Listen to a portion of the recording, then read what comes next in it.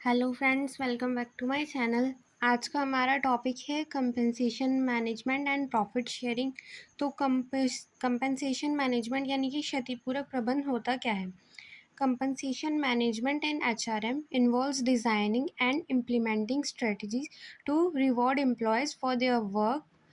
both financially and non-financially to attract, retain and motivate talent। यानी कि HRM में क्षतिपूरक प्रबंध में कर्मचारियों को उनके काम के लिए वित्तीय और गैर वित्तीय दोनों तरह से पुरस्कृत करने, प्रतिभा को आकर्षित करने, बनाए रखने और प्रेरित करने के लिए रणनीतियों को डिज़ाइन करना और लागू करना शामिल है। यानी कि हम इसमें क्या कर रहे हैं, अपने एम्प्लॉयज़ को रिवॉर्ड दे रहे हैं कि जो उन्होंने अच्छा काम किया है हम उनके लिए उसके लिए उनको कंपनसेट कर रहे हैं, ताकि उनको मोटिवेशन मिले कि अगर अच्छा काम करेंगे, बेटर काम करेंगे तो उनको रिवॉर्ड मिलेगा। According to Dale Beach, salary and wages administration includes job evaluation, development, and maintenance of wages structure, salary survey, salary incentive changes, and adjustment in salary, supplementary payments, profit sharing, control over compensation costs, and other related subjects। यानी कि del बेच के अनुसार वेतन एवं मजदूरी प्रशासन के अंतर्गत कार्य मूल्यांकन, मजदूरी ढांचे का विकास एवं अनुरक्षण, वेतन सर्वेक्षण, वेतन प्रेरणाएं, वेतन में परिवर्तन एवं समायोजन, पूरक भुगतान, लाभ भागीदार, क्षतिपूरक लागतों पर नियंत्रण और अन्य संबंधित विषय सम्मिलित है। यानी कि जो हमें वेजेस मिल रही है उससे अलग जो भी हमारी सैलरी से रिलेटेड, हमारी वेजेस से रिलेटेड काम हो रहा है वो सब हमारा कंपनसेशन के अंतर्गत आता है। अब इसमें जो कौन से फैक्टर है जो इसको प्रभावित करते हैं, हमारा इंडस्ट्री का स्टैंडर्ड क्या है, फिर उसके बाद हमारी जो कंपनी है जिसमें हम काम कर रहे हैं उसका साइज़ क्या है और उसका प्रॉफिट कैसा जा रहा है, फिर वो किस जगह है, डिमांड और सप्लाई कैसे चल रहा है,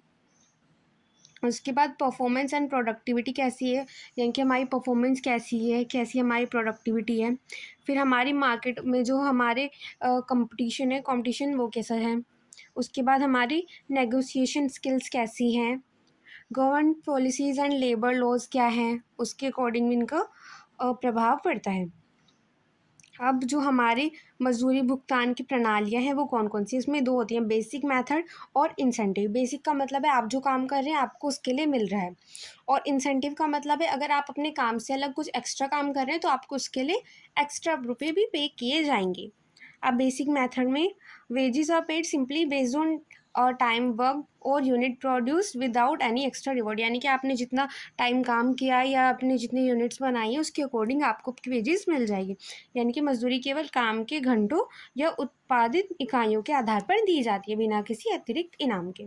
अब इसमें दो टाइप होते हैं, एक तो होते हैं काम के आधार पर, यानी कि समय आधारित प्रणाली। इसका फॉर्मूला है वेजेस इक्वल्स टू जितने घंटे हमने काम किया है और एक घंटे के लिए हमारी क्या पे है, तो उस अकॉर्डिंग हम अपनी वेजेस निकाल सकते हैं। Workers are paid for the time they work no matter how much they produce. यानी कि आप एक घंटे में कितना भी काम कर रहे हैं, आपने जितने टाइम काम किया सिर्फ आपको टाइम के हिसाब से मिलेगा। फिर आप जैसे दो लोग हैं, एक बना रहा है एक घंटे में 10 यूनिट, एक बना रहा है 15 यूनिट, पर दोनों ने ही एक घंटे काम किया तो दोनों को उस अकॉर्डिंग ही उनकी पे मिलेगी। अब उसके बाद आता है पीस रेट मेथड, यानी कि आपने जितना काम किया है आपको उतनी पे मिलेगी। तो इसमें होता है हमारी वेजेस हमने जितने यूनिट बनाई है, यूनिट प्रोड्यूस यानी कि तैयार इकाया इनटू रेट पर यूनिट, यानी कि जो हमारी वर्क हमें मिलती है कि भैया अगर आपने 1 यूनिट बनाई है तो आपको इतने रुपए मिलेंगे, उस हिसाब से हमें मिल जाए। यानी कि workers are paid based on the number of units they make. मजदूरों को उनके द्वारा बनाई गई यूनिट्स की संख्या के अनुसार भुगतान मिलता है। यानी कि दो लोग हैं, एक बना रहा है एक घंटे में 10 यूनिट, एक बना रहा है 15 यूनिट, तो जो 15 यूनिट बना रहा है भले ही वो भी उतने टाइम में बना रहा है पर उसने काम ज़्यादा किया है तो उसको पे भी उस अकॉर्डिंग ज़्यादा मिलेगी। अब उसके बाद आते हैं इंसेंटिव मेथड, यानी कि वर्कर्स जो एक्स्ट्रा काम करेंगे उस ये एक्स्ट्रा और टाइम बचाएंगे तो उनको उस अकॉर्डिंग एक्स्ट्रा पे भी मिलेगी। अब इसमें आती है हेल्थ से योजना। हेल्थ से योजना के लिए क्या होता है, जो हमारा टोटल समय है और जो उसका रेट है हमने उसका हम 50% निकालेंगे जो हमने टाइम बचाया है, यानी कि जितना भी हमने टाइम बचाया है उसका ओवरऑल हमें 50% एक्स्ट्रा मिलेगा। तो इसका फॉर्मूला हो जाता है हमारा जो एक्चुअल टाइम है इंटू जो हमारा रेट है, यानी कि हमें किस दर से पैसे मिल रहे हैं, प्लस 50% किसका, जो हमने टाइम सेव किया है और जो हमारा रेट है, यानी कि टोटल हमने जो टाइम के अकॉर्डिंग अपने पैसे बचाए हैं उनका, क्योंकि इससे क्या हो रहा है, अगर हम कम टाइम में काम कर रहे हैं तो उन्हें इलेक्ट्रिसिटी या फिर जो मशीनरी वर्क है वो भी कम, उसके लिए भी कम पे करना होगा। इलेक्ट्रिसिटी का जो बिल है वो कम होगा, तो इससे उनका ऑर्गेनाइजेशन का भी फ़ायदा होता है, तो वो एक तरह से हमें उसके लिए रिवॉर्ड देती है। Workers get a bonus of half the wages for the time they save, यानी कि आपने जितना टाइम बचाया है आपको उसकी आधी बोनस मिलेगी। ये नहीं कि भाई किसी इंसान ने जल्दी जल्दी काम कर लिया पर उसको कोई फ़ायदा ही नहीं हो रहा कि उसने ज़्यादा काम कर लिया पर कम टाइम में, तो उसको टाइम बचाने के अकॉर्डिंग भी पैसे मिलेंगे। अब उसमें आती है अब दूसरा रोवन प्लान, यानी कि इस पे होता है वास्तविक समय इनटू जो हमारा आवरली रेट है और जो समय हमने बचाया है अपोन जो हमारा स्टैंडर्ड टाइम है, यानी कि जितना हमने पहले सोचा हुआ है कितना टाइम लग जाएगा, into actual time into hour rate. और ये इसमें जो बोनस होता है वो निर्धारित समय के मुकाबले बचाए गए समय के अनुपात के हिसाब से दिया जाता है। यानी कि आप हमने बोला था कि हमारा अप्रोक्स था कि 4 घंटे में काम हो जाएगा, पर उस इंसान ने कर दिया काम 2 घंटे में, तो एक तरह से वो 50% टाइम बचा रहा है, तो उसको उस अकॉर्डिंग ही जो एक्स्ट्रा पे है वो मिलेगी। Bonus is given as a proportion of time save compare to standard time, यानी कि जितना हमने टाइम बचाया है 2 घंटे बचाए हैं और स्टैंडर्ड टाइम था हमारा 4 घंटे, तो हमें उसी अकॉर्डिंग हमें एक्स्ट्रा पे मिलेगी। अब उसमें आता है टेलर का अंतर द प्रणाली Taylor's different piece rate method. अब इसमें दो तरह से होते हैं, हमारा जो स्टैंडर्ड टाइम है हमने फिक्स कर दिया कि हमारा जो स्टैंडर्ड है हमारा को हम कुछ भी कर सकते हैं, आपको इतने टाइम बनाने हैं, इतनी यूनिट्स बनानी है, तो अगर हमने कम किया है तो हमें कम पैसे मिलेंगे, अगर हमने मतलब अपना गोल पूरा नहीं कर पाए तो हमें कम पैसे मिलेंगे, पर अगर हमने गोल पूरा कर दिया है, हमने अच्छा काम किया है, तो हमें ज़्यादा पैसे मिलेंगे।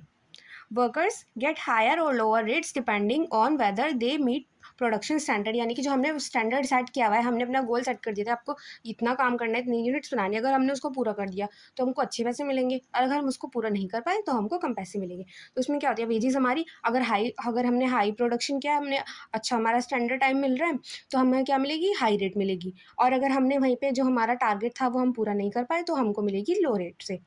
जो हमारी वेजेस है। अब इसमें आता है मीनिंग ऑफ प्रॉफिट शेयरिंग, यानी कि प्रॉफिट शेयरिंग लाभ भागिता या लाभ सहभागिता का होता क्या है।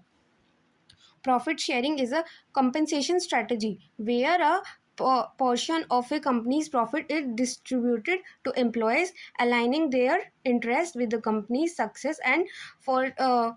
fostering a sense of ownership and motivation, यानी कि कंपनी का प्रॉफिट हो रहा है, एम्प्लॉयज़ मेहनत कर रहे हैं इसलिए कंपनी का प्रॉफिट हो रहा है, तो हम जो कंपनी का प्रॉफिट हो रहा है इसमें से कुछ पोर्शन अपने एम्प्लॉयज़ को भी दे रहे हैं। इससे क्या होगा, उनको लगेगा कि अगर कंपनी को प्रॉफिट हो रहा है तो इससे हमारा भी कुछ प्रॉफिट है, कि हमने जो मेहनत की है उसके लिए हमें भी कुछ दिया गया है। यानी कि लाभ साझाकरण एक मुआवजा रणनीति है जहां कंपनी के मुनाफे का यानी कि लाभ का एक हिस्सा कर्मचारियों को वितरित किया जाता है, जिससे कंपनी की सफलता के साथ उनके हितों को जोड़ा जाता है और स्वामित्व और प्रेरणा की भावना को बढ़ावा मिलता है। इससे क्या होगा, क्योंकि अगर हम उनको उनके काम के लिए रिवॉर्ड दे रहे हैं, फायदे तो कंपनी का हो रहा है, पर अगर उसमें से कुछ पार्ट हम उनको भी दे रहे हैं तो उससे क्या लगेगा, क्योंकि हमारी भी वैल्यू है, हमने मेहनत की है तो हमें भी रिवॉर्ड उसका मिला है, तो अगर हम और मेहनत करेंगे कंपनी को और प्रॉफिट होगा तो उससे हमें भी और रिवॉर्ड मिलेगा। अब इसमें क्या टाइप्स होते हैं, इस बात है नकद या चालू वितरण, यानी कि जो हमारा कैश या करंट हमारा जो आ रहा है उसमें आता है लाभार्थियों को तुरंत नकद या संपत्ति का वितरण किया जाता है, यानी कि जैसे ही हमारा प्रॉफिट हुआ हमने तभी की तभी अपने बेनिफिशियर्स को दे देंगे। Beneficiary receive immediate distribution of cash और एसेट, यानी कि हमने तभी की तभी हमारा जहाँ प्रॉफिट हुआ वही हमने उनको दे दिया। उसके बाद आता है प्रन्यास या स्थगित वितरण, यानी कि हमने क्या किया, वितरण को प्रन्यास या योजना के तहत भविष्य के लिए स्थगित कर दिया, यानी कि हमने क्या किया, distribution is referred for the future through a trust और स्ट्रक्चर्ड प्लान। हमने जो हमारा प्रॉफिट था कि भाई हम भविष्य के लिए हमने रख दिया है कि जब हम उसको इकट्ठा देखेंगे सब। उसके बाद आता है सम्मिश्रण योजना,